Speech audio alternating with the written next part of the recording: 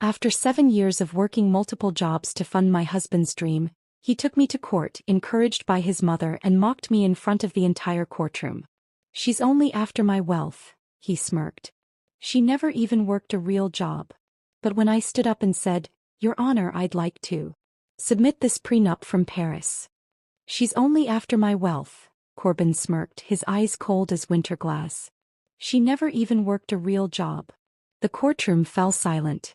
7 years of sacrifice reduced to mockery by the man I had given everything for.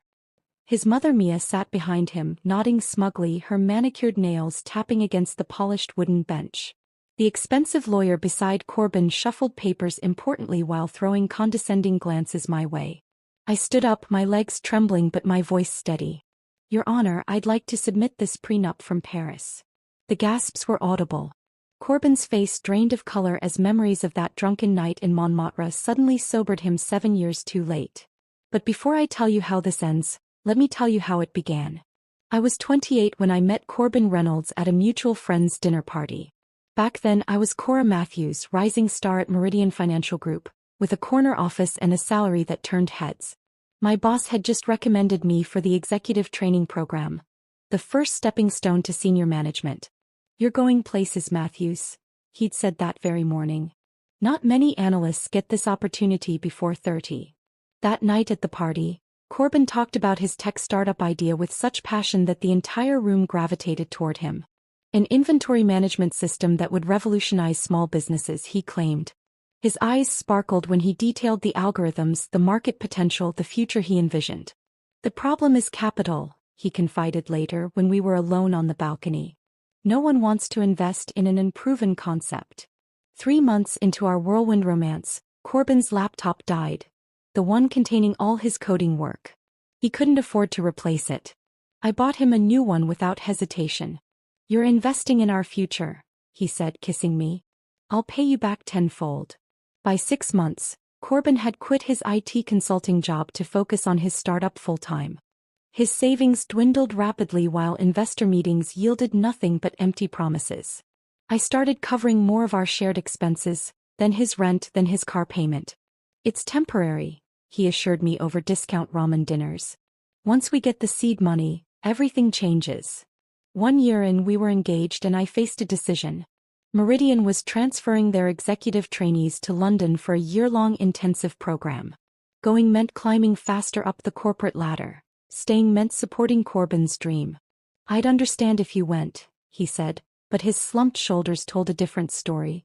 I declined the transfer. 2 weeks later, my position was restructured. A polite corporate way of showing me the door. "Maybe it's a blessing in disguise," Corbin suggested, holding me while I cried.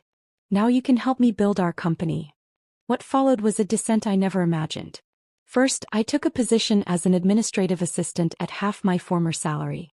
When that wasn't enough to cover Corbin's prototype development costs, I picked up weekend shifts at Riverdale Diner. Soon I was driving for share ride on weeknights after my day job ended. My old colleagues would sometimes slide into my car, their embarrassed recognition painful. "Cora, I thought you were on the executive track." I'd smile and explain about supporting my fiancé's startup, how I was investing in our future. They'd nod sympathetically, but I recognized the pity in their eyes. Meanwhile, Corbin worked 18-hour days in our apartment, emerging only for coffee and occasional food. On the rare nights we were both home, he'd talk excitedly about coding breakthroughs and potential investors while I soaked my swollen feet and calculated how to stretch our budget another month. We married at the courthouse with only his mother Mia in attendance. My family couldn't understand why I'd abandoned my career for a man with pie-in-the-sky ideas, as my father put it. "You're throwing away everything you worked for," my sister warned during our last real conversation. Mia never approved of me. From the beginning, her thin-lipped smile communicated her belief that her son had married beneath him. "Corbin needs a partner who understands his genius," she'd say, examining my waitress uniform with poorly concealed disdain. "Someone who can match his ambition." For our honeymoon, Corbin unexpectedly announced we were going to Paris. He'd secured a meeting with a French investor and convinced them to cover our travel expenses. "We deserve this break," he insisted, though I knew we couldn't afford it. Paris was beautiful but strained. Corbin spent most days in meetings while I wandered the city alone. On our third night, his investor meeting went exceptionally well, culminating in a celebratory dinner where Corbin drank far too much champagne. While he slept off his excitement in our hotel room, I made a decision. I'd supported his dream, sacrificed my career, worked 3 jobs simultaneously, but I needed protection. A business-savvy American expat I'd met at a cafe recommended her lawyer friend who specialized in international contracts. The next morning, while Corbin recovered with aspirin and coffee, I met with Monsieur Beaumont. Together, we drafted a prenuptial agreement acknowledging my financial contributions to the startup entitled me to 49% ownership. We included a clause recognizing my sweat equity, the years of multiple jobs supporting us while Corbin developed his company. That evening, amid more celebration and flowing wine, I presented the document as investment paperwork the French investor had requested. Corbin, too intoxicated to read the fine print, signed with a flourish. "To our future," he toasted, completely unaware of what he'd agreed to. Back home the pattern continued. I worked, he coded. Slowly, incrementally, his business gained traction. A small investment here, a beta tester there. After 3 years of struggle, Restock Solutions finally secured its first paying client. As business improved, our relationship deteriorated. Corbin started staying at the office overnight, claiming deadlines. He hired an assistant, Rebecca, whose qualifications seemed more aesthetic than professional. Mia became increasingly present in our lives, often dropping by the office to help with client relations. "You wouldn't understand the business aspects," she told me when I questioned a decision. "Best leave that to those who know." By year 5, I was still working multiple jobs despite the company's growing success. Corbin insisted all profits be reinvested. Our apartment remained small, our car second-hand, our lifestyle modest, sacrifices for the greater goal, he said. But I noticed changes. His clothes improved. His watch. His haircut. Small luxuries he justified as necessary for client impressions, while I continued wearing thrift store finds to my 3 jobs. "Be patient," he'd say, barely looking up from his phone. "We're almost there." By the 7th year, I barely recognized either of us. The ambitious financial analyst and passionate entrepreneur had been replaced by an exhausted worker and an increasingly distant CEO who now called himself Sieur in business settings. The distance between us grew until we were strangers sharing an address. I became invisible, my sacrifices, my contributions, my very presence fading into the background of Corbin's increasingly successful story. I never imagined the final chapter would begin in a courtroom with my husband's cruel smirk and his shocking words. "She never even worked a real job." Everything shifted on a Tuesday in March. I remember because I had just finished a double shift at the diner when Corbin called, his voice electric with excitement. "We got it, Cora. Venture capital funding, $8 million. His words tumbled out breathlessly. "Anderson Partners is backing us. We're scaling up immediately." I sank onto a bench outside the diner, my tired brain struggling to process what this meant. For 7 years we'd scraped by on promises and potential. Now suddenly it was real. "Does this mean I can quit one of my jobs?" I asked, hope rising in my chest for the first time in years. A brief pause. "Let's not be hasty. We need to reinvest everything for maximum growth. But soon, I promise." 2 weeks later, Restock Solutions moved from our spare bedroom to actual office space in the Westbrook Business Park. Corbin hired developers, marketers, and sales staff.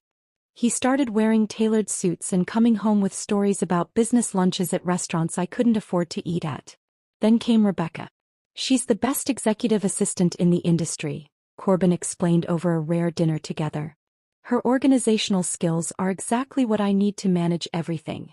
Rebecca Morgan was 27, Stanford-educated, with gleaming chestnut hair and a wardrobe of sleek pantsuits. When I first met her at the company's office warming party, she assessed me with cool professionalism.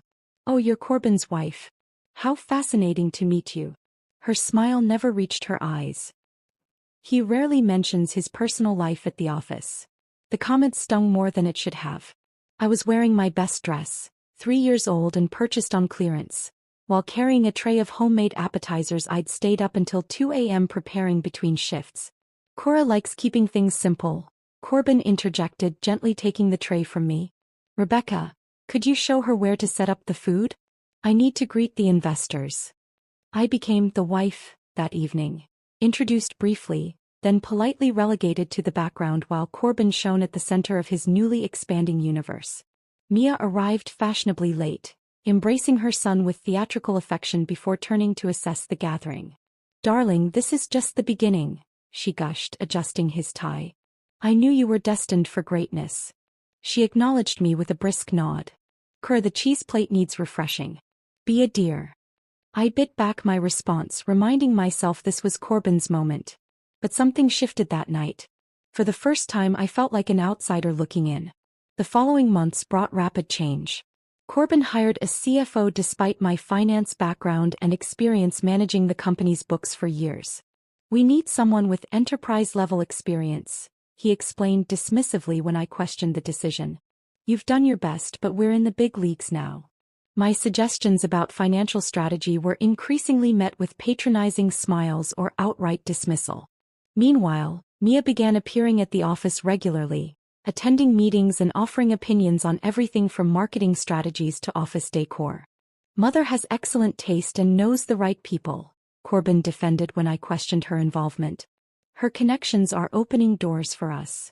Those doors remained firmly closed to me. When I stopped by the office one afternoon, bringing lunch for Corbin as a surprise, I found the reception area transformed. Previously bare walls now displayed framed photos documenting the company's journey. Corbin pitching to investors. Corbin signing the funding deal. Corbin cutting the ribbon on the new office. Corbin accepting a local business award. 7 years of history, carefully curated to erase any trace of my contribution. "Can I help you?" Rebecca's voice was professionally polite as she emerged from her office adjacent to Corbin's. "I'm here to see my husband," I replied, suddenly feeling like I needed an appointment. "He's in meetings all afternoon. Perhaps you should have called first." At home, Corbin began working later and later. His explanations evolved from apologetic to matter-of-fact to irritated when questioned. "Building a company requires sacrifice, Cora. Surely you understand that." One night, exhausted from my shifts, I fell asleep on the couch waiting for him. His phone, left behind in his rush that morning, pinged with a message that lit up the screen. "Rebecca, working late again tonight. Ordered dinner from Maison. Your favorite booth in the back." I scrolled up, my stomach tightening. Dozens of exchanges increasingly familiar. Inside jokes. Compliments. Late-night messages no executive assistant needed to send. When confronted, Corbin's denial came too quickly. "She's being professional, anticipating my needs. That's literally her job." At midnight, commenting on how good you looked in your blue suit. His expression hardened. "You're being ridiculous. This is why I can't discuss business with you. You're too emotional, too small-minded." The man who once valued my financial acumen now spoke to me as if I were a child. The shift was subtle at first, a condescending tone here and eye roll there, but it accelerated rapidly. My birthday passed without acknowledgement. Our anniversary became just another Tuesday. When his company was featured in a regional business magazine, my name wasn't mentioned once in the 4-page spread celebrating his solo journey to success. "They interviewed you for 3 hours, I said, staring at the glossy photos of Corbin, Rebecca, and Mia posed in the gleaming office. "You never mentioned me once?" He shrugged, barely glancing up from his laptop. "It wasn't relevant to the business narrative." 7 years of my life dismissed as irrelevant. The final confirmation came when I borrowed his laptop to pay our bills, something I still handled despite the company's success. A document was minimized in the corner. A lease agreement for a luxury apartment downtown, effective immediately. That night, Corbin didn't come home until 3 a.m. When he did, he smelled of expensive perfume and rehearsed excuses. "This isn't working anymore," he said flatly the next morning. "We want different things. Or you and Rebecca." His silence was answer enough. 2 days later he moved out. 3 weeks after that, divorce papers arrived while I was tying my apron for my diner shift. The grounds cited? Irreconcilable differences. The terms offered? A generous one-time settlement that amounted to less than 6 months of his new salary. When I called Corbin in disbelief, Mia answered his phone. He's very busy, she said, satisfaction evident in her voice. The lawyers will handle everything from here. Though frankly, dear, you should be grateful for his generosity. What exactly did you contribute besides being a temporary support system? As I hung up, I remembered the prenup from Paris, still sealed in its envelope and hidden in my old financial textbook from college. The one book Corbin would never think to open. The prenup felt heavy in my hands as I slid it back into the textbook. For a moment I hesitated. Was I really ready to go to war with the man I had once loved enough to sacrifice everything for? My phone buzzed with a text from my diner manager asking if I could cover an extra shift. The irony wasn't lost on me, still scrambling for hours while my husband leased luxury apartments. That night I made a decision. Before lawyers and courtrooms, Corbin deserved one last chance to do the right thing. I deserved one last chance to look him in the eyes when he refused. I arrived at Restock Solutions just after 6, when most employees would be gone. The receptionist, someone I'd never met, looked startled when I walked in. "I'm sorry, we're closed for appointments. You'll need to. I'm here to see Corbin Reynolds. I'm his wife." Her eyes widened slightly. "Oh. I didn't realize. Let me see if he's available." 5 minutes later, I was ushered into a corner office with floor-to-ceiling windows overlooking the city. Corbin sat behind an enormous desk, his expression carefully neutral. "This is unexpected," he said, not bothering to stand. "I thought we agreed to communicate through our attorneys." "No, you decided that." "I never agreed to anything." I remained standing, refusing the chair he half-heartedly gestured toward. "I want to hear it from you directly. After everything we've been through, after everything I sacrificed." "Here we go again with the sacrifices," he sighed, checking his watch. "Nobody forced you to work those jobs, Cora. You didn't force me, but you sure were happy to benefit from them. 7 years, Corbin. I put you through 7 years of startup life. And I'm compensating you fairly for that time. The settlement offer is more than generous." I laughed, the sound hollow even to my own ears. 6 months of your salary for 7 years of my life. That's your definition of generous. What exactly do you think you're entitled to? His voice took on an edge. You didn't code anything. You didn't pitch to investors. You didn't build client relationships. I kept a roof over our heads. I paid for the prototypes, the equipment, the conferences. Small contributions in the grand scheme. The casual dismissal felt like a physical blow. In that moment I realized the man I married was truly gone. Or perhaps he'd never existed at all. "Are you sleeping with Rebecca?" I asked bluntly. His momentary hesitation told me everything. "My personal life is no longer your concern," he replied coldly. "It became my concern when you were still sharing my bed while pursuing her. Was she the reason for all those late meetings?" Corbin stood abruptly. "I don't have to justify myself to you. Rebecca understands what it takes to build something meaningful. She supports my vision without constant complaints about money or attention. I supported your vision when it was nothing but lines of code on a second-hand laptop. I supported you when we ate ramen for dinner 4 nights a week so you could buy server space." The door opened before he could respond. Mia stood there, her perfect blowout and designer suit making me acutely aware of my waitress uniform. "I thought I heard raised voices," she said, eyes narrowing at me. "Corbin, you shouldn't be speaking to her alone. That's what we're paying the attorneys for." "We?" I echoed. "Since when are you paying for anything, Mia?" She stepped fully into the room, closing the door behind her. "I have always been my son's strongest advocate. Something you clearly failed at." "She was just leaving," Corbin said dismissively. Mia placed a manicured hand on her son's shoulder. "Darling, this is exactly what I warned you about. The moment you achieved success, she shows up making demands." "I'm making demands?" I was incredulous. "I came here hoping for an honest conversation with my husband." "Ex-husband," Mia corrected smoothly. "Or very soon to be. The papers have been filed." "I'm aware.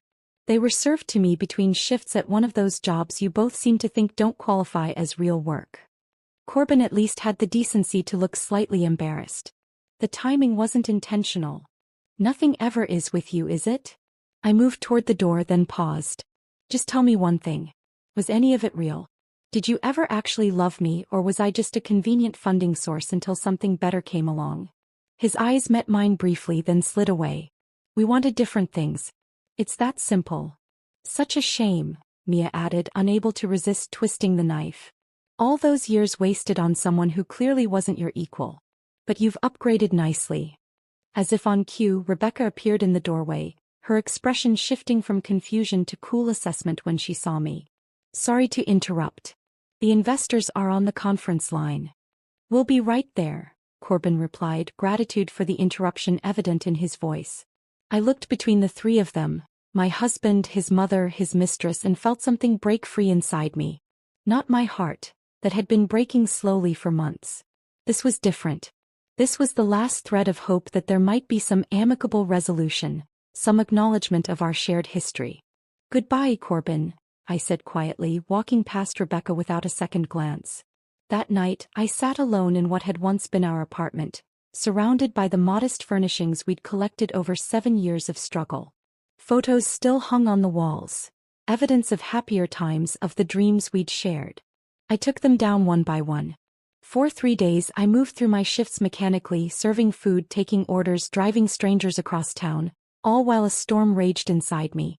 Disbelief gave way to crushing sadness, then to something I hadn't expected: anger. Not just at Corbin or Mia or Rebecca, but at myself. For believing in someone who saw me as nothing more than a stepping stone. For shrinking myself to fit into the space he'd allowed me. For forgetting my own worth. On the 4th day I called in sick to all 3 jobs. Instead, I visited the college library where I'd once studied finance, where ambitious, confident Cora Matthews had planned her rise through the corporate world before she met Corbin Reynolds. I opened my old textbook and removed the Paris prenup from its hiding place. Then I called the number of an attorney a regular customer at the diner had once given me, just in case. Marilyn Chin answered on the second ring. "This is Cora Reynolds," I said, my voice steadier than it had been in weeks. "I understand you specialize in divorce cases involving businesses and hidden assets." "I do," she replied. "Why don't you tell me your situation?" As I began to explain, I felt something shifting inside me. The first sparks of determination replacing the ashes of what had been. This wasn't just about money or revenge. This was about reclaiming 7 years of erased contributions. About standing up and being counted. About becoming visible again. Marilyn Chin was everything I needed in a lawyer. Sharp, uncompromising, and undeterred by Corbin's growing status in the business community. Unfortunately, her expertise came with a price tag that threatened to deplete my meager savings within weeks. "I can offer you a payment plan," she suggested during our second meeting, her eyes softening briefly. "But I won't sugarcoat this. Going up against a well-funded opponent is challenging." "I've been living on challenging for 7 years," I replied. "I'm not backing down now." When the first court date arrived, I'd pawned my engagement ring to cover Marilyn's retainer. The small diamond had once seemed like the most precious thing in the world. Corbin had saved for months to buy it. Now it represented just another sacrifice in a long line of them. I arrived at the courthouse 30 minutes early, dressed in the only business suit I owned, purchased for interviews long before I'd met Corbin. It was slightly outdated and a bit too loose after years of running between jobs had whittled away at my frame. Marilyn met me on the courthouse steps, her sleek briefcase and confident stride a stark contrast to my nervous energy. "Remember what we discussed," she said quietly as we walked through security. "Stay calm, answer only what's asked, and let me handle the objections." We were the first to arrive in the assigned courtroom, a tactical decision on Marilyn's part to help settle my nerves. 20 minutes later, the doors swung open with theatrical timing.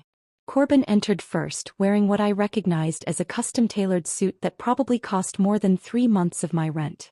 Behind him strode a phalanx of 4 attorneys, each carrying identical leather portfolios embossed with the gold logo of Harrington and Walsh, one of the city's most prestigious law firms. Rebecca followed, dressed in a conservative navy dress that successfully communicated professional colleague rather than other woman. Her eyes met mine briefly before sliding away. Last came Mia, her entrance carefully calculated for maximum impact in her cream designer suit and pearl earrings. She placed a protective hand on Corbin's shoulder as they took their seats, deliberately angling her body to create a visual barrier between us. "Well," Marilyn murmured, "they certainly want to put on a show." Judge Eleanor Mackenzie entered the courtroom precisely at 9. In her mid-60s with silver hair pulled into a severe bun, she commanded immediate respect with a single stern glance across the room. "Let's dispense with unnecessary theatrics," she announced after the preliminary introductions. "Reynolds versus Reynolds, petition for dissolution of marriage. I've reviewed the initial filings. Mr. Harrington, you may begin." Lawrence Harrington, senior partner and lead counsel for Corbin, approached the podium with the confidence of a man who'd never lost a case. "Your Honor, this is a straightforward matter. My client, Corbin Reynolds, founder and CEO of Restock Solutions, is seeking an equitable dissolution of his marriage to Cora Reynolds. We've offered a generous settlement that Mrs. Reynolds has inexplicably rejected." "We reject the characterization of generous, Your Honor," Marilyn countered immediately. "My client contributed substantially to building Mr. Reynolds' business over 7 years of marriage. The proposed settlement represents a fraction of her rightful share." Harrington's smile didn't reach his eyes. "Perhaps we should establish exactly what contributions Mrs. Reynolds made to her husband's business success." What followed was a systematic dismantling of my work history. Harrington called Corbin to the stand first, establishing his credentials as a visionary entrepreneur who built something from nothing through sheer determination and brilliance. When the questioning turned to me, the tone shifted dramatically. "Mr. Reynolds, what employment did your wife maintain during your marriage?" Corbin cleared his throat. "Cora worked various jobs. Mostly service positions." "Could you be more specific?" "She was a waitress at Riverdale Diner. She drove for a rideshare company. She did some bookkeeping for small businesses." "And did she have any formal role at Restock Solutions?" "No," Corbin replied. "She helped with some basic accounting in the very beginning, but we outgrew her skill level quickly." Each word landed like a slap.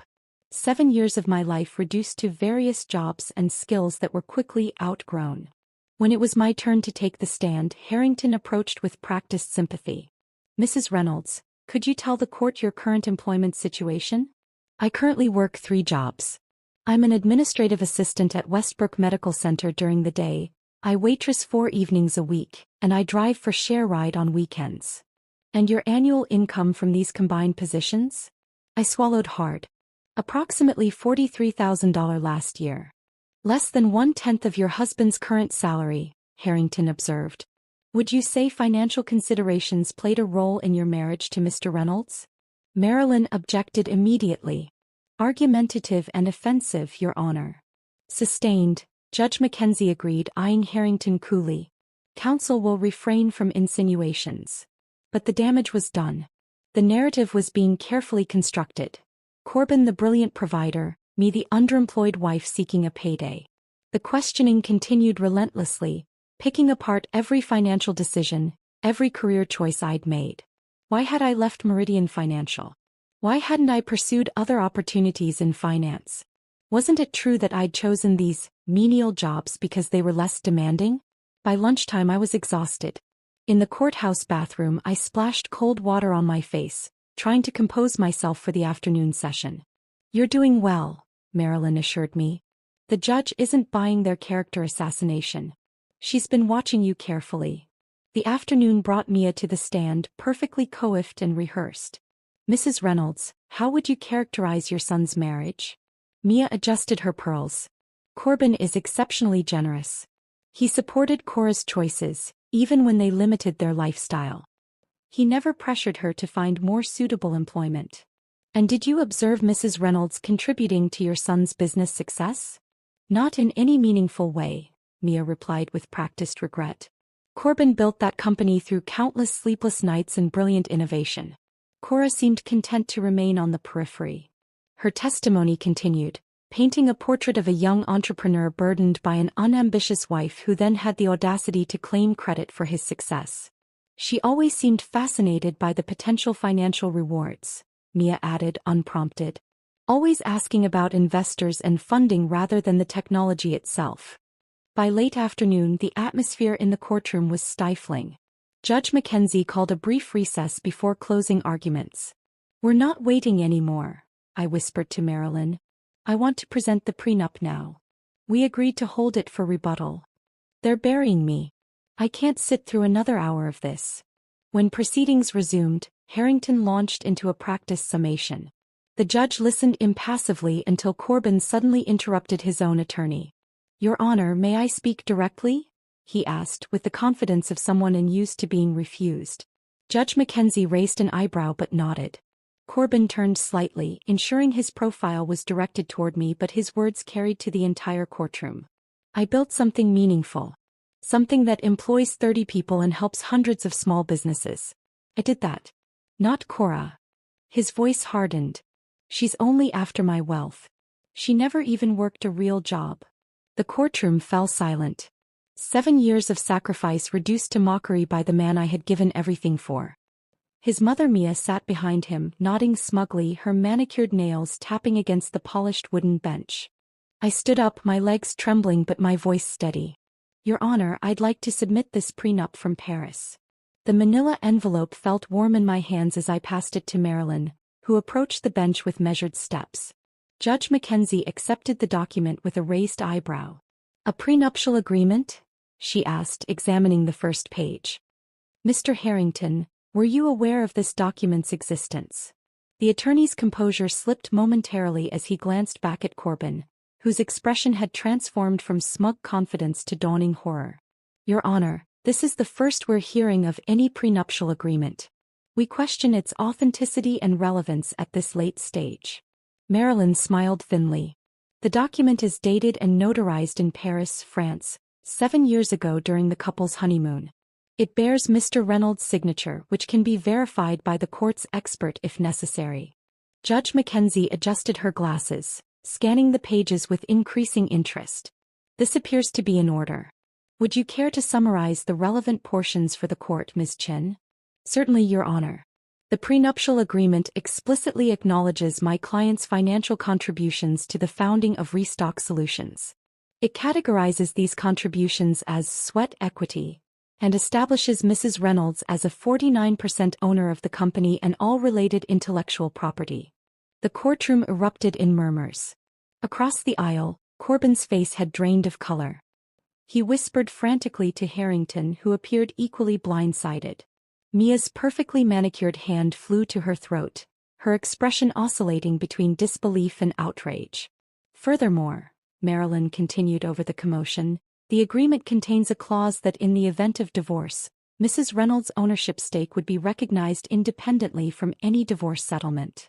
Judge Mackenzie silenced the room with a single sharp rap of her gavel. "Mr. Reynolds, do you recognize your signature on this document?" Corbin stood slowly, tugging at his collar. "Your Honor, I may have signed something in Paris, but I wasn't fully aware of the contents. It was our honeymoon. There was champagne involved." "Are you suggesting you were intoxicated when you signed a legal document, Mr. Reynolds?" The judge's tone made it clear this wasn't a favorable defense. "Not intoxicated perhaps, but not fully cognizant of what I was signing." I couldn't help but speak up. "He was sober enough to meet with investors that same day and secure our first round of funding." Judge Mackenzie nodded thoughtfully. "Ms. Chin, please continue." Marilyn proceeded to enumerate the years of multiple jobs I had worked, the specific amounts I had contributed to business expenses, and the unpaid hours I had devoted to bookkeeping and administrative support during the company's earliest days. "Mrs. Reynolds didn't simply support her husband emotionally, Your Honor. She financially underwrote his dream while working 3 jobs simultaneously. Restock Solutions exists today because of her sacrifice and direct financial investment." For the next 20 minutes, the courtroom was transformed. No longer was I the gold-digging wife seeking an unearned payday. Instead, the portrait emerging was of a woman who had invested years of labor and thousands of dollars into a partnership, only to be erased from the narrative once success arrived. Judge Mackenzie listened intently, occasionally directing questions to both attorneys. As Marilyn concluded her presentation, the judge removed her glasses and addressed the courtroom. "I'm recessing for 30 minutes to review this document thoroughly. When we reconvene, I'll deliver my preliminary ruling on property division and ownership recognition." Her gaze swept across Corbin's legal team. "I suggest you use this time to confer with your client about a more realistic approach to settlement." In the hallway outside, Marilyn squeezed my arm gently. "That went better than we could have hoped. The judge clearly sees the inequity here. Before I could respond, Harrington approached, his earlier confidence noticeably diminished. "Miss Chin, Mrs. Reynolds, a word?" He glanced around, ensuring privacy. "My client is prepared to offer a significantly improved settlement if you're willing to negotiate outside the courtroom." I thought of all the nights I'd driven strangers across town while Corbin worked on his code. The holidays I'd missed with family because I couldn't afford time off from multiple jobs. The dreams I'd deferred while nurturing his. 49%, I replied calmly. "That's not negotiable. But I'm willing to discuss terms for how we structure the business relationship moving forward." When we reconvened, Judge Mackenzie didn't waste time on preamble. "Having reviewed the prenuptial agreement, I find it valid and binding. Mrs. Reynolds is hereby recognized as owning 49% of Restock Solutions and all related assets." She peered at Corbin over her glasses.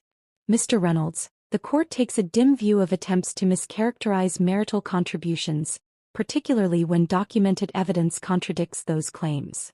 Across the aisle, Mia clutched her pearls so tightly I feared they might snap. Rebecca stared straight ahead, carefully avoiding eye contact with anyone. Corbin himself seemed to have aged years in a single afternoon, the confident CEO replaced by a man confronting the consequences of his own actions. "Furthermore," the judge continued, "given Mrs. Reynolds' significant ownership stake in a growing company, I'm denying the motion for spousal support as unnecessary. The parties will attend mediation to determine how to structure their business relationship moving forward, or alternatively, to negotiate a buyout of Mrs. Reynolds' interest at fair market value." As we left the courtroom, I felt strangely hollow. The victory was complete, the vindication absolute. But 7 years of my life had still been reduced to percentages and dollar amounts. No legal ruling could restore the trust one had lost, not just in Corbin but in my own judgment. Outside on the courthouse steps, reporters had gathered, alerted to the unexpected twist in what had appeared to be a routine divorce case. Marilyn fielded their questions expertly while I stood silently beside her, still processing the day's events. "Mrs. Reynolds, how does it feel to be revealed as the hidden partner behind Restock Solutions' success?" one reporter called out. Before I could answer, a familiar voice cut through the crowd. "Cora isn't speaking today," Corbin announced, emerging from the courthouse with his entourage. "This is a private matter that we'll resolve professionally." I met his gaze directly for the first time since his courtroom outburst. "Actually, I think I've been silent long enough." Turning to the reporters, I spoke with a clarity that surprised even me.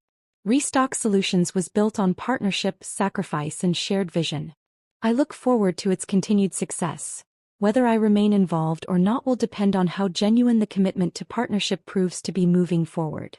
1 year later, I stood at the window of my downtown office, watching the city lights flicker on as dusk settled. After months of tense negotiation, Corbin and I had reached an agreement. A structured buyout of my ownership stake, with payments spread over 5 years to avoid destabilizing the company. The terms were favorable enough to allow me to launch Matthews Financial Advisors, specializing in helping women entrepreneurs secure funding and protect their interests. The irony wasn't lost on me. My years of struggling alongside Corbin had given me an education no business school could provide.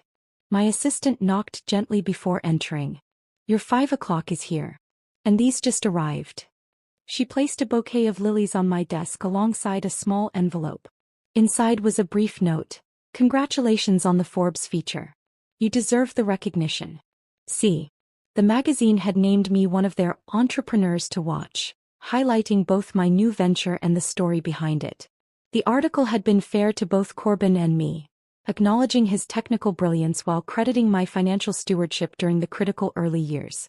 I didn't respond to the note. Some bridges, once burned, are better left as monuments to lessons learned. But I kept the flowers. That evening, as I met friends for dinner, real friends who had stood by me through the darkest days, I found myself genuinely laughing for perhaps the first time in years. The weight that had pressed upon me for so long had finally lifted. I had reclaimed not just my financial worth, but something far more valuable: my voice. And this time I wouldn't let anyone silence it again.